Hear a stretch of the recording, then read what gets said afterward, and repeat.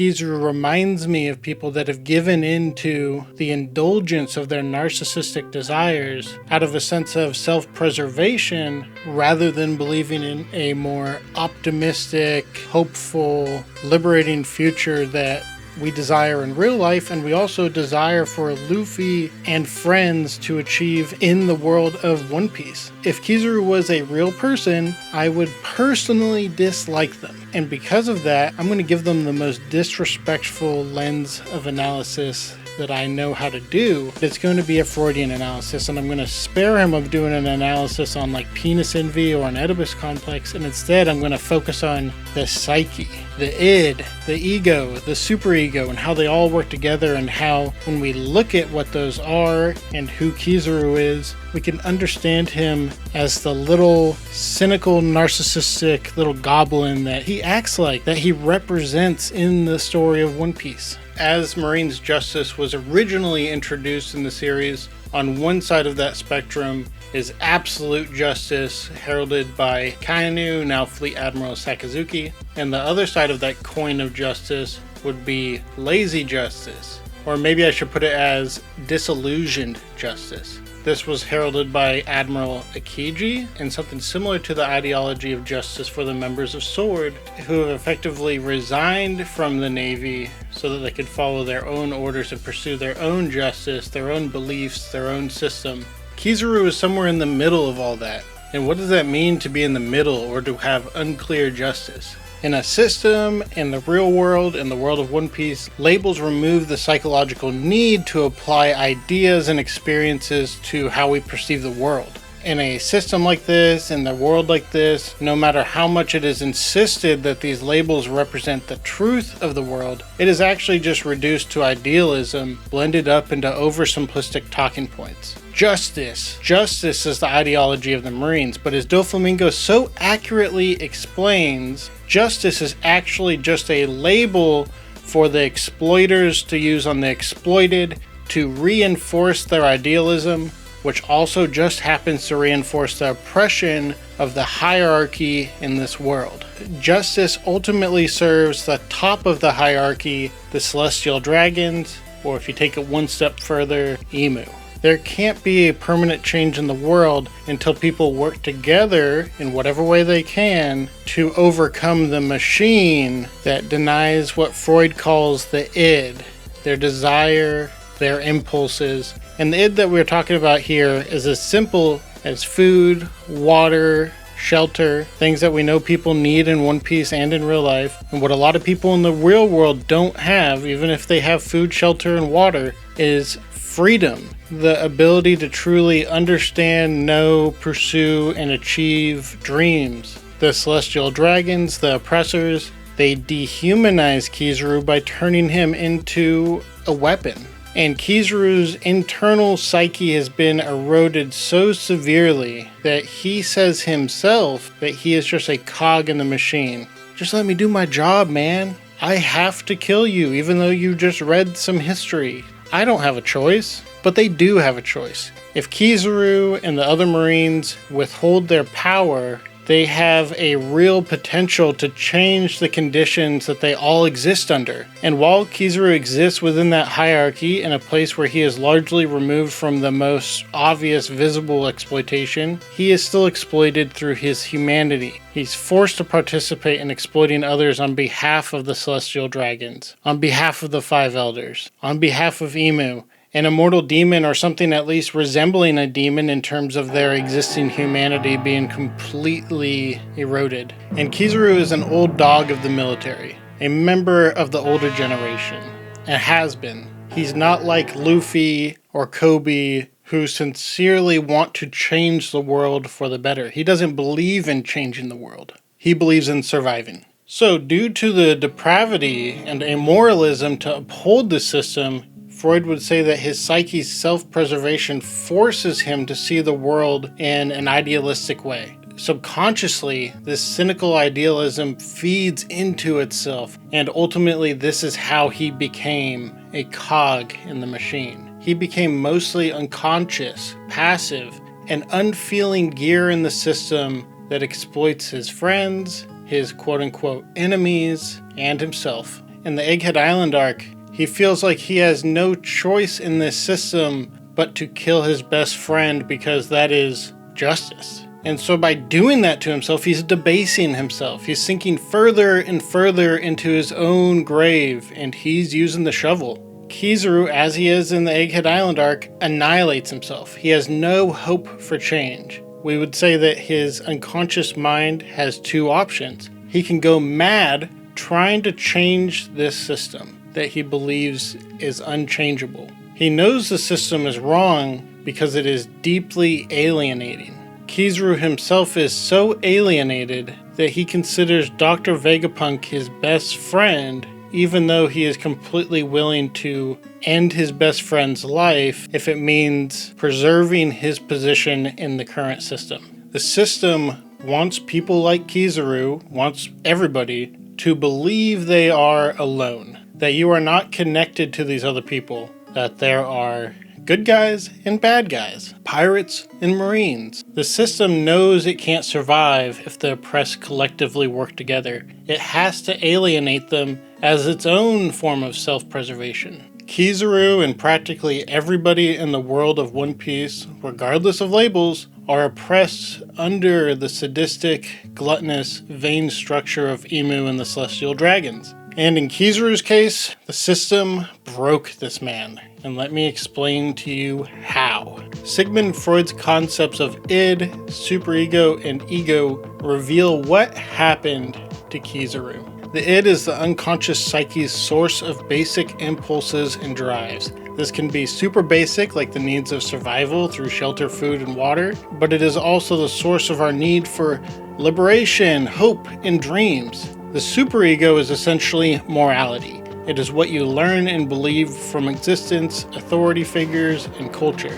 It is a learned system to ensure that the desires of the id are fed, satiated, pursued. There's some complexity there, as we'll get into, about what can happen to the id, what can happen to our desires, and how they can be transformed or disguised. And for people like Kizaru and people further down the line, their superego, their unconscious beliefs within the superego, tells them that the ends justify the means. Then we have the ego. It is the rationality of our mind, common sense maybe. It's strengthened through just perceiving the world, living a life, going places and seeing places. It's pieced together through observations, testing, judgments. The ego is rationality and common sense. Real or delusional, the id drives the ego's function. Our unconscious desires hunger to see and understand the world. The superego confines the ego's breadth. It limits what we can perceive, and because there are limits on what you can perceive, that means you have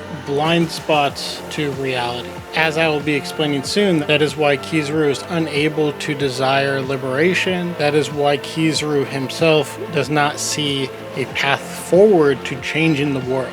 The id drives the ego's function. Kizaru is difficult to describe without accepting that he's just seeking self-preservation. He's seeking to survive. He wants to secure his spot within this hierarchy. In our worldview, we know there is no rational reason for him to kill his friend. There's no reason not to question or disobey his orders. What makes him different from me? Well, his superego is his unconscious learned ideology, learned from the world, the culture, the experiences, his parents, and because of what the world has taught him, it is impossible for him to perceive and rationalize the real world that he's part of and have those be in sync.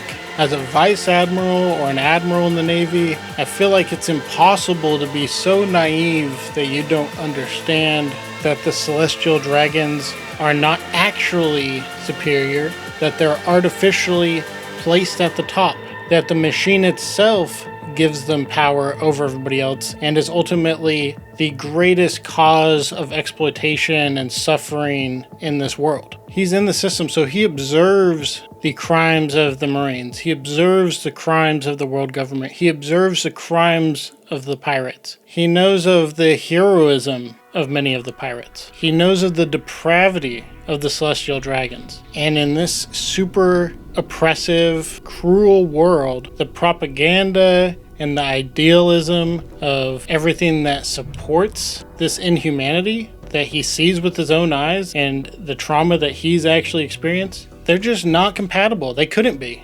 There's no way. What happens when the superego is eroded away into nothing? It destroys the limits on what we can perceive, which ultimately means that he could go good or he can go bad. And in terms of a Freudian analysis, I don't know how much of a choice that he has. So now he is stuck perceiving a reality that he psychologically cannot understand. And when he can't understand reality, that means something has to change. His desires have to change. Freud says when the psyche is overburdened, it manifests defense mechanisms as tools for self-preservation. And defense mechanisms reduce that tension and anxiety, which allows you to perceive a world that doesn't match a superego, because these defense mechanisms would steer you away from a conscious self-annihilation. I'm just doing my job. This hurts me too.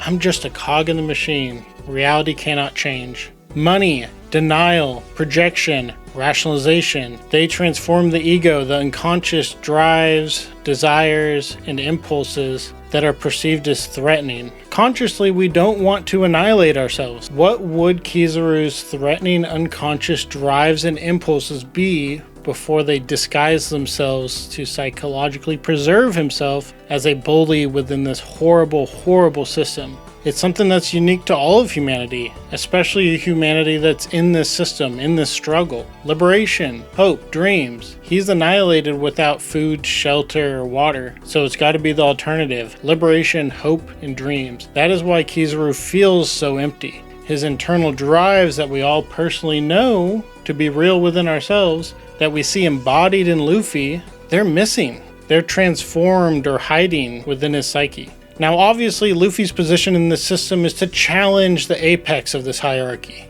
And one of the ways he challenges it is that Luffy's mere existence brings the possibility of rediscovering that impulse for freedom. And giving into that desire is what scares the celestial dragons and Emu more than anything. That is why Mihawk says Luffy's greatest power is his ability to draw others toward him, to make people follow him, to make people want to help him. And giving into that desire is what scares the celestial dragons and Emu more than anything. They can rebuild their superego, their understanding of what reality can be, which ultimately colors their perceptions and changes their actions. What Freud would say about Kizaru is that he succumbed to his transformed desires, impulses, and now he unconsciously has the desire to destroy himself because he's ashamed of his lack of courage to do what he knows needs to be done. He knows what the system is, he just thinks he's a good cop. He's not a bad apple, he tells himself. He's a net good in a rotten world. And this is cynicism.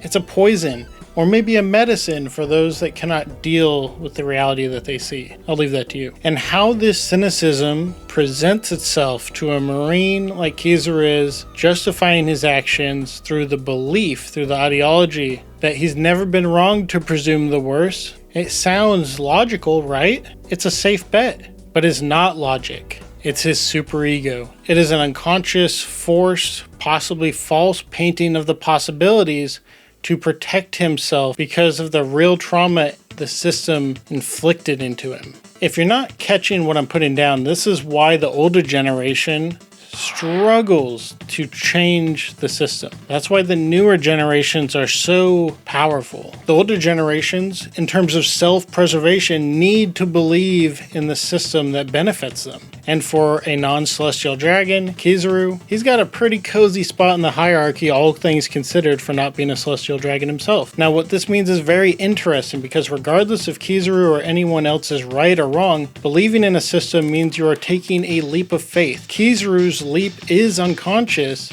His defense mechanisms tell him he has no choice, that he's a cog in the machine. But then there's Luffy again confronting that reality. Luffy and the Straw Hats, they contradict that by taking a conscious, or maybe unconscious, leap of faith in the system that they've developed through their experiences and confined within their drives of freedom and perceptions of the vast world they've seen and experienced. They're the embodiment of another path forward, of another system, of another world. The tragedy of Kizaru is that he's taken a leap of faith into a cruel system that exploits him without knowing that is what he's doing to himself, that he's annihilating himself. What a fascinating contradiction. A conscious desire of self-preservation led Kizaru to unconsciously annihilating himself.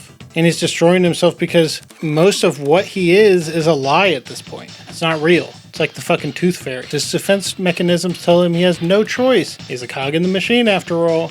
He's just doing his job, guys. He could feasibly take a leap in the same direction as Luffy, but the psyches of the old generation is completely out of balance, creating illusions on top of illusions to achieve self-preservation. If you enjoyed the video, leave a like, leave a comment, let me know what you thought. If you want to financially support me, check out my Patreon link in the description. You can support me there for as low as $1. But if you can't or don't want to, don't worry. I appreciate you watching regardless. I'll see you next time. Bye-bye.